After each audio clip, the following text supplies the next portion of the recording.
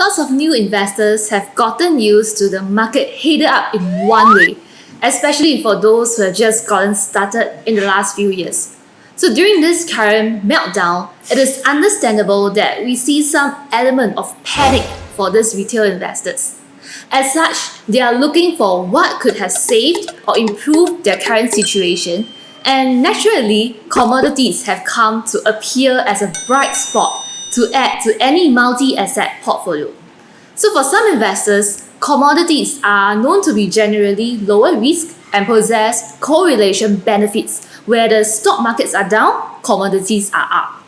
Today's video is special because why we are doing this video is because we have come across this topic specifically for one of our new mentee and 2 email inquiries from our community. And hence, we thought that perhaps many more of you among us may be also considering to invest into commodities or perhaps have already done so and are looking to invest even more. There have also been a lot of articles and videos covering commodities in the last couple of months, in which we felt that we should do a proper video to help as many people as possible to understand more about commodities investing. In this video, we will share with you what commodity investing is and our thoughts on commodities investing, if they should have a place in your portfolio.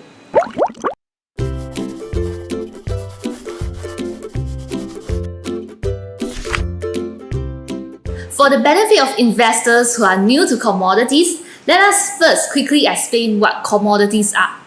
Commodities are basically raw materials used to create the products that consumers buy.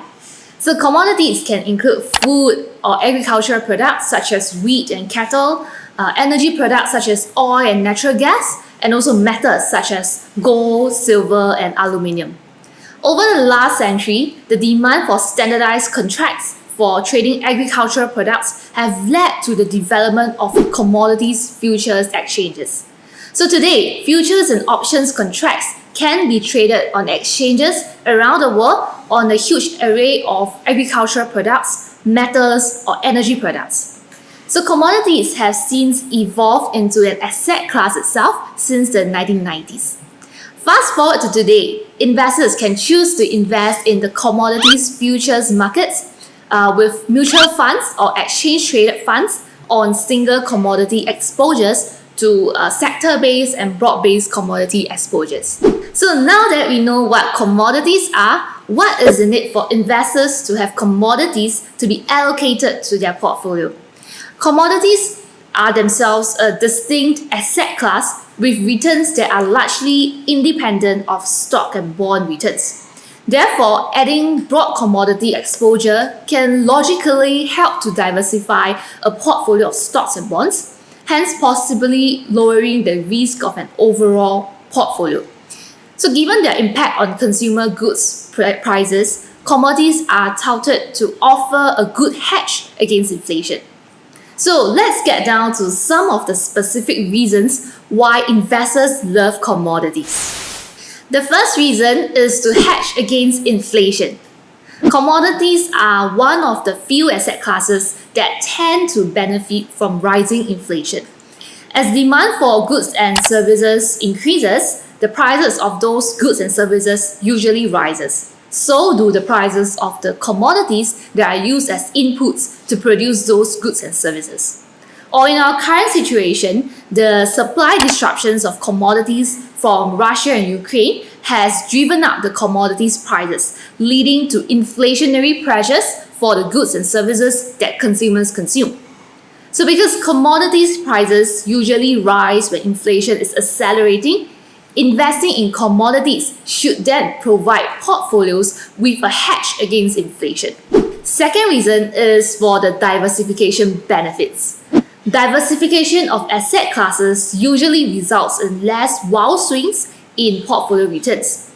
Stocks and bonds, they tend to perform better when the rate of inflation is stable or when it's slowing. But with a high inflation environment, it lowers the value of future cash flows paid by stocks and by bonds because that future cash will be able to buy fewer goods and services than what they would be able to today with the prices of commodities increasing. Hence, The pullback in stocks performance will thus be cushioned by the rise of commodities outperformance and lead to a lower volatility in the portfolio performance. The last reason why investors love commodities is for the future upside potential.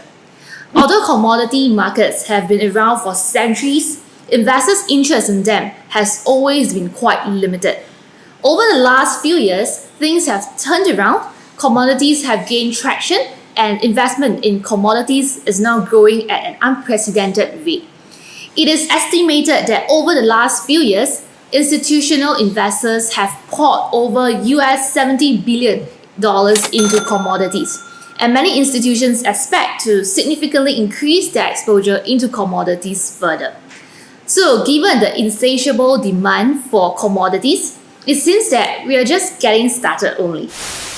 So these three reasons are some of the key ideas that are thrown around on why you should have commodities in your portfolio. Again, it looks like a no-brainer to do so, especially with commodities picking up at a great pace earlier this year. So should we invest in commodities? In our opinion, probably not. First of all, some retail investors have a misconception that commodities are easy to understand because they know what gold, what oil, or what wheat are. And they believe that it is easy to see when the world needs more of something, just like in the current climate of the Russia-Ukraine war. And this cannot be further from the truth. So first of all, commodities are complicated products. Typically, commodities may involve futures contracts where an investor has to put up a sum of money to open the position. And most often than not, investors who are not experienced with using margin can have their entire account wiped out quite easily in just a few bad trades. The supply and demand relationships in commodity markets are extremely complex and completely different for different markets. So to become a true expert in only one or two of the commodity markets like oil, agricultural, copper, gold, etc., it takes a lifetime of study. And even the experts are known to get it very wrong at times. Their value highly depends on the supply and demand forces of the asset. Inflation, while valid, is just one of the many factors. Commodities themselves are unpredictable by their very nature. The demand and supply forces can take a turn all of a sudden. Weather conditions may deteriorate or harvests can go bad. The government policies may change, or the cost of storage and transportation of commodities can also vary. So with technological advances in storage or transportation methods, we would perhaps expect commodity prices to fall or stay flat over the long term, rather than to increase over time as well. Just to name a few of these factors. So owning a commodity essentially involves no earnings or cash flow and is simply a bet on production and consumption at that time. In short, any position in commodities is therefore a more speculative bet on the short-term future rather than the longer-term growth, which is usually associated for stocks or for bonds. A ton of metal can still be a ton of copper metal from now on, and it pays no dividends or interest. This is unlike traditional stocks where, for example, if the company makes more and more money, then the intrinsic value of the stock rises, and there is a basis for the stock price to continue moving up. It is relatively expected and predictable over the longer term that fundamentally sound stocks will do well. Good earnings eventually drive good returns. Next, there is no solid track record for commodities. A picture speaks 1,000 words. No matter how good or bad someone mentions something, I think at the end of the day, their historical performance says it all. While good performance in the past may not be indicative of future performance, I would like to think that if I don't even see anything fantastic historically, I would have better things to invest on. So let us take a look at the chart performance of some of the commodities. A possible way to get exposure to commodities would be through an ETF such as the Invesco DB Commodity Index Tracking Fund, ticker DBC, which tracks the broad commodities market. Ranked based on total assets, the top 3 commodities ETFs include PDBC and FTGC. So being commodities based, they generally have the same shape for their price chart. And for simplicity purposes, let me just use the best performing in this case, which is DBC. Plotted against the S&P 500, which is in orange, we can see that it appears smart to call for commodities buying after the start of the Ukraine war and inflation issues start to surface. At one point, DBC was up close to 50% year to date, while S&P 500 was down by more than 20%. No doubt, these are possible push factors that drive up the prices of commodities at this juncture. But the truth of the matter is that the chart is what it is. It doesn't tell you where the majority of the investors bought into commodities, unless you know how to look at it.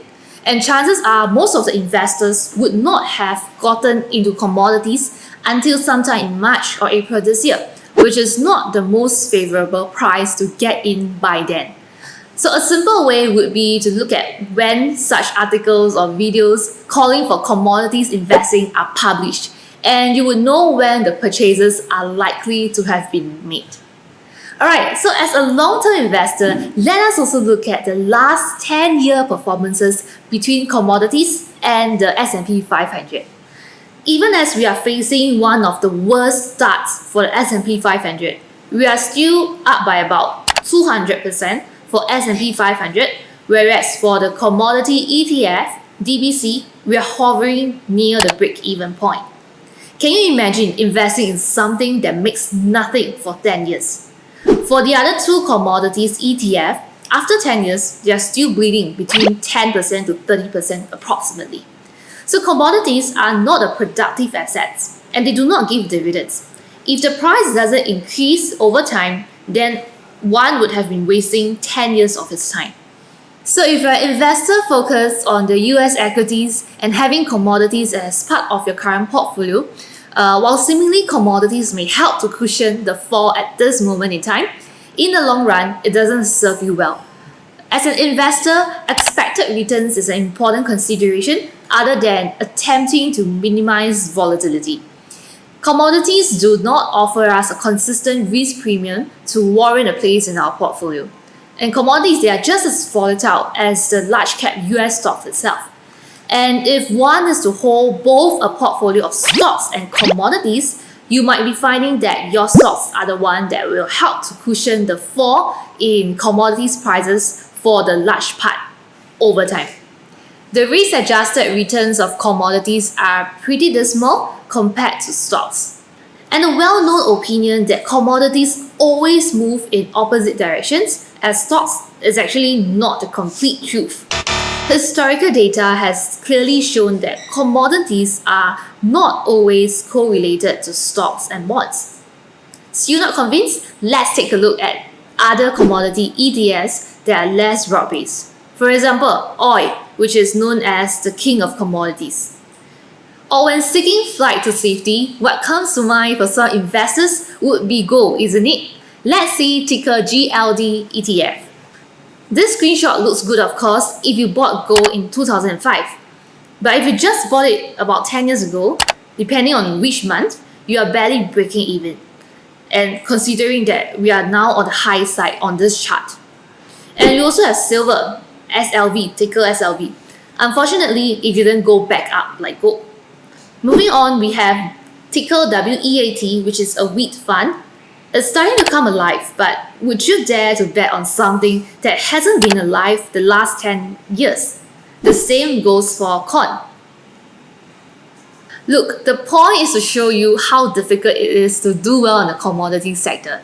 I'm not saying that money can't be made in this sector, but why would I want to be involved in something where the odds are not heavily in my favor, and there are much better investments to pursue? So to sum it all up, by now you can see that the common opinion that commodities are negatively correlated to stocks does not always hold true. There is no concrete evidence that there are correlation benefits for the portfolio over time. Commodities, for the most part, do not offer investors a consistent or reasonable risk premium. At times, commodities is a multi-asset portfolio. It may indeed reduce the volatility in performance, but what is often not mentioned is that it goes both ways. So while occasionally it helps to cushion the downside, the majority of the time it caps or negates your upside. And it does more harm than good overall if you look at the bigger picture over a long period of time. Having commodities inside your portfolio over the long term is simply a trade-off. In the short term, if it does happen to drive down the volatility, but in the long term, it is a drag on your portfolio performance itself. Diversification does not help in reducing losses. Instead, the way to mitigate risk in a better manner for most investors is to learn when to hold more cash, or for the more initiated, to learn how to use put options to hedge against a falling market, which sets a predetermined maximum loss, even if you are wrong. Lastly, the argument that commodities haven't been as popular in the past doesn't really mean that it must be in the future. Many types of ETFs in various industries have sprung up over the last couple of years to attract inflow of funds, including the space exploration and innovation sector. It may not necessarily be the case that there is a genuine need or demand for commodities or such ETFs, but ETFs as a whole were obviously good for making money for the ones that created them. In the financial media these days, things need to move really fast. Most often, investors may be inclined to adopt easily obtainable opinions and buy into things that they have no idea about from articles or videos that they may have come across. Unfortunately, there's a lot of misinformation, and the sources may have vested interest for the market to go in a particular direction. So this also seems to be the case with commodities. In short, we are not convinced by the investment merits of commodities, and that is why we never buy into commodities. Essentially, even in inflationary environments, investors have historically been better off over the long term holding sound equities as opposed to commodities. We hope that through this sharing, you would understand the thought process of how to evaluate for yourself if you should really be investing into something by doing that exercise that we did in this video. If you find this video helpful, do smash the like button or share with your community so that you can help each other and other fellow investors to be more aware and help everyone to become better. See you in our next video.